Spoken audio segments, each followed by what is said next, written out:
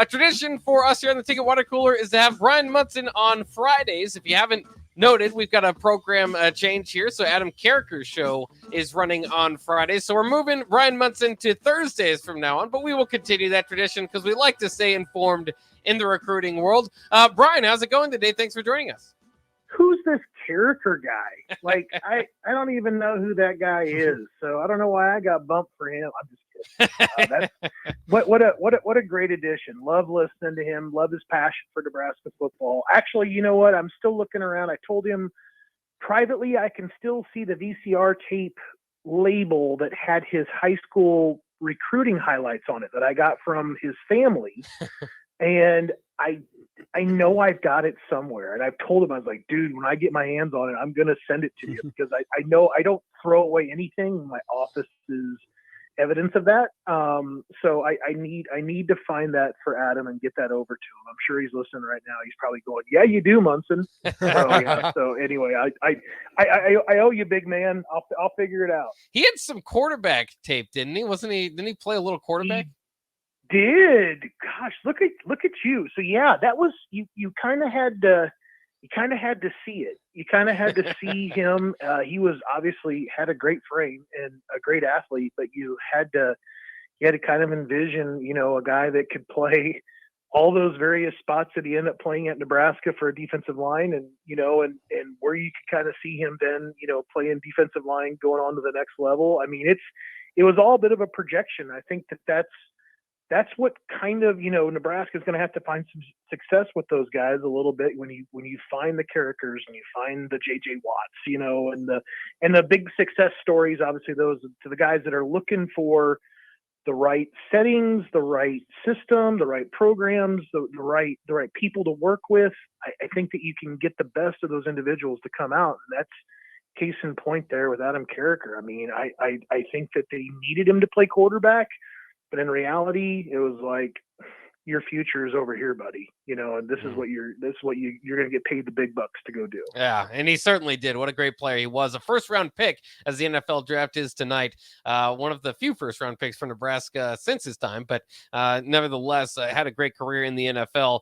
We do want to get into some of the Nebraska commits that we saw over the weekend. Willis McGahee IV, I want to start with that one. Committed on the spring game, or before the spring game. Was that a bit of a surprise to you when he committed, and what is Nebraska getting in Willis McGahee IV? Yeah, it is, because I told you guys, I think that when we signed off on Friday, you asked, will there be any commitments? And I said, nah, I don't think so. Well, if I had a chance to go back maybe and revise my answer, hindsight being 2020, I would have said McGahee IV. But I think what happened here was obviously that McGahee traveled out to Nebraska before on his first unofficial visit with just his pops. So it was just him and dad hanging out in Nebraska. So you had to have mom along for this trip, and actually mom and little brother came out there too, along with dad. And they came out the day before the spring game. They were there for that Friday. They had a chance to kind of take a look around and see everything. And, mom was as impressed as dad and son were from the first visit. Everything was still kind of ramping up, for Willis, and how much, things seemed to be the right fit for him in Lincoln. And then, they get a chance to kind of go home that night on Friday night, and had a chance to talk about it. Decided to go ahead and commit even before the spring game on Saturday morning. So I think, he had been thinking about it. Said Nebraska was like in his top 2 or top 3, like when he went and took the visit. But I think just everything just fell into place. And mom and dad really feel like Nebraska is a great spot for their kid. And I think that this is an important commitment, guys. I think that this is an important commitment because Nebraska fans are waiting for the fruits of the labor of the Nebraska staff and all the visitors they brought in through the months of March and April to kind of start bearing fruit when it comes to commitments. And Willis McGahee is really like one of those guys. I mean, he's not, I think people are looking at like, well, when are you going to hear about Brandon Baker and, and Aiden Breland and all, Nate Frazier?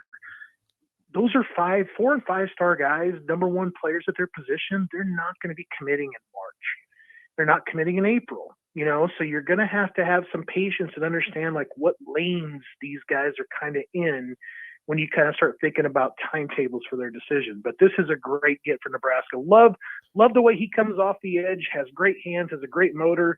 Nebraska sees him playing a little bit more as an outside linebacker, which is interesting, but he's going to get a chance to play that again because he just transferred high schools over to Christopher Columbus. So he's moving from edge to linebacker. So he's going to have a bit of a better view of what college life is going to be like when he makes that change this fall. Bryan, sticking with Willis McGahee for a moment, obviously his dad went to the University of Miami. Obviously, they're from the state of Florida, and so currently does not have a Miami offer. This guy seems pretty dead set on Nebraska. I mean, just reading reports from Saturday, I mean, he was pretty pumped to commit to Nebraska. And finally, when he was given the graphic and the green light, I mean, obviously he did it pretty early in the morning. Does this feel like a lock to Nebraska? And do Husker fans have to worry, I guess, if he eventually gets a Miami offer? I think that this feels really good for Nebraska. I drove into Lincoln on Saturday night to meet with recruits, and I was supposed to meet up with Willis. And then Willis called me and said, I'm over at the dorms. I'm hanging out with a bunch of the players right now. I can walk over and find you wherever you are. I absolutely said, forget it, kid. You're into your element already. And it was so fantastic to kind of hear, you know, him being absorbed into the team already. I mean, he's got former high school players that are already on the team, you know, with Corey Collier and Dwight Boodle. So he knows guys, and they'll help bring him in, introduce him to the other players around him. It's going to feel like a little bit like a homecoming when he keeps coming back to Nebraska for these trips, and the more people that he's going to meet, the more people that are going to come back to Miami potentially and bump into him. I think this one's a feel good situation for Nebraska. I don't put a lot of doubt on this one, and I do understand, you know, with Pops having played for the U, because I think about that night that Buffalo drafted him. So so that's certainly in the back of everybody's mind. But I think this one should feel pretty good to Nebraska. Good stuff. Now the other commit for Nebraska, Ian Flint, another tight end, another Texas player. What's Nebraska looking like they're getting there? Yeah, and Ian's interesting because didn't come in for the spring game, was there last for the junior day in March, took a visit about, I think it was like January 13th. It was before, you know, basically like maybe before he would have gone back even to school.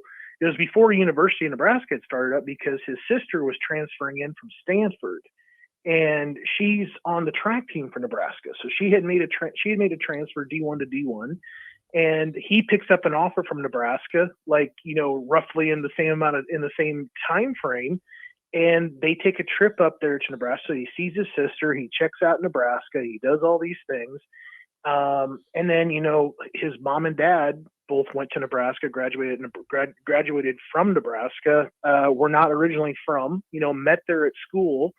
So it's kind of this family university, which is such a great story. Ian is playing in really good football down there at Katy, Texas. Katy's on the west side of Houston. There have been some other players that have come out of Katy Taylor before that have gone to Nebraska. He's an inline tight end. What does that mean? Inline tight end is going to be a guy that's going to line up next to an offensive tackle. They're really going to be used a lot more to kind of man-to-man block defensive ends, which then allows really the offensive tackle and the offensive guard the ability to double team defensive tackle or an interior defensive lineman. So he's got a really important job. So that does kind of pigeonhole him a little bit more into like that blocking Ben Cotton style of tight end. And I don't want to sit there and say that he's not a great, you know, pass catcher. He is. He has great hands. He's actually a much better athlete, I think, than what some people have probably given him credit for based on how I've just described him. But I think that that's what's going to add some value when Nebraska finds themselves in certain down and distance or in certain parts of the field, like in the red zone, which will allow him to kind of pop out, go to different parts of the field, run the drags, you know, just kind of go into a route a little bit late, get lost a little bit, and, you know, just kind of gets open. So I think it's like he's kind of a cross between like a Ben Cotton, Jack Stoll to me. I think he's got ability to block, and I think he has an ability to be a pass catcher. I like those comps. I think Nebraska would be very happy with those guys. I wanted to get to the 2027 quarterback recruit that they got to, but first I wanted to ask you about the quarterbacks departing quickly. Logan Smothers, Richard Torres. I know you spent quite a bit of time watching, their high school, not just tape, but traveling. I remember particularly to Richard Torres and watching him play. As these guys depart, what do you think the kind of the landing spot is for them? Because I think both of them are going to get quite a bit of interest in the portal. Yeah, it's going to be really interesting to see what happens with Logan. Logan's obviously at a little bit more of a disadvantage just because of where he's at currently, like with his shoulder and the surgery and no spring film. I mean, he does have starter time though at Nebraska. He's got film he can go back and pull back from that. I think that's going to be fine. It's just going to be more of the rehabilitation and getting back out there. And when will he be totally cleared, for contact to go back out there and do athletic activities? That's going to be part of the whole decision process when it comes to, schools wanting to go ahead and bring him in. I could see like a UAB, something like that, getting a little bit closer to home, but still staying D1. I think he's a D1 caliber guy. Richard Torres, interesting guy. And you're right. I went down there to see him in San Antonio the night that he actually blew out his ACL. And it was, you really kind of sit there sometimes, you wonder if you're the one that jinxed it for the kid. But I know that he emerged, strong and better on the other side. Actually ran into him the following summer when I took my youngest son up to Nebraska for a football camp. And he actually walked us back, through the construction back into the Hawks from Memorial Stadium. Had a nice little conversation with him, wished him all the best. And I do think that there's going to be some teams that are going to be interested here. I think the reason why, Torres kind of found his way out of the situation, obviously, and this is something I brought up to you guys before, he just wasn't a really mobile guy. I mean, he's not he wasn't a 4'6" guy. I don't even know if he was a 4'8" guy. He was a big kid. He could run the football if that's what you wanted him to do, but that's how he got injured. He was literally running an option and got ran down and tore his ACL. So, but he probably had one of the biggest arms in Lincoln. I'm willing to bet after what I saw that night and how he warmed up and what he could do, he could drop it in the bucket and from about 50 or 60 yards away every single time. So I think you're going to see like a UTSA, the Roadrunners. I think that they were very big, into him before he committed to Nebraska. Kansas State could be a team that's going to, get some interest. I think Nebraska fans would probably roll their eyes at that one. But I do feel like, he's going to get some D1 interest. I think UTSA or Kansas State makes some sense.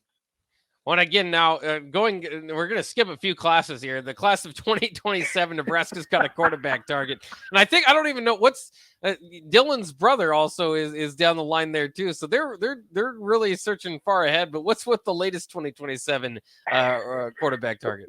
Yeah, Furian and Ferreira. I had to make sure I was getting his class right, and I did do the math right. He is in 8th grade. And which I think during the time that I was talking to him, I envisioned having this conversation about my son picking up a Division I offer who's in 7th grade, and I wondered how this was going to go. He is an incredibly mature individual. This is a guy that came in 6'3", 187 pounds as like a 14-year-old guy. He's leaving Las Vegas. I put that in my story so if people understand the Nicolas Cage reference, then good on you. And he is headed to Santa Ana, California to enroll at Mater Dei. So he is making a move over to California. That opens up a lot of things. I think obviously the competition level and the exposure to other great players that are there at Mater Dei is one thing. The NIL part that's there too for high school athletes obviously comes into the equation as well. His dad actually went to the same high school as Dominique and Donovan Raiola. His dad is really good friends with Donovan Raiola. The kids know each other, the Raiolas and Ferreira. So that's both the older and the younger sons of Dominic. So lots of interesting little tidbits there. Talking to his dad before I had a chance to talk to the son, and they were blown away. They were blown away by Nebraska. They were blown away by the offer. They really like Matt Rule. It's comfortable again, for them having a guy like Donovan Raiola there on the staff to really help out. And I think that they just, I think that the way that the offer went down, kind of sitting next to Matt Rule, just talking to him in the team room, and then they just go ahead and say, this is your opportunity. We're going to give you a chance to be a Cornhusker. Here's your offer. I think that they were really taken aback by that, and they were just completely and totally shocked. And then the visit just blew them away. So it's tough to get really excited about these early offers. Like I tend not to even call guys that are 2 years out, but quarterbacks, 3 and 4 years out, that's a story in itself. Because that's if you kind of went back to like where Nebraska's at now, there's really only 2 guys in the 2024 class that really are on the board, Kalen and Raiola. So maybe this is a guy that you and I are going to talk about now for the next 3 or 4 years until he's able to go ahead and sign someplace. So really, really, really fascinating to talk to him. And I cannot say it enough, an incredibly mature individual, and it's going to be fun to see how this process goes for him. Absolutely. So I assume that it was Nebraska the first one to offer. I mean, sometimes you want to be the first one to establish that relationship. Nebraska was the third to offer. He had pulled in 2 offers in 7th grade, one from Pitt and one from Utah Tech.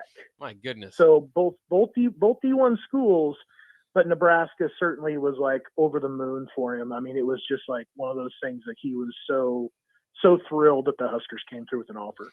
Well, that is a cool story. Thanks again, Bryan Munson, for joining us. Again, our new tradition is going to be Thursdays here on the Ticket Water Cooler. Thanks for covering some time out of your day and enlightening us in the recruiting world. Sounds good, guys. Be good. All right, there he goes. Bryan Munson of Husker Online and On3.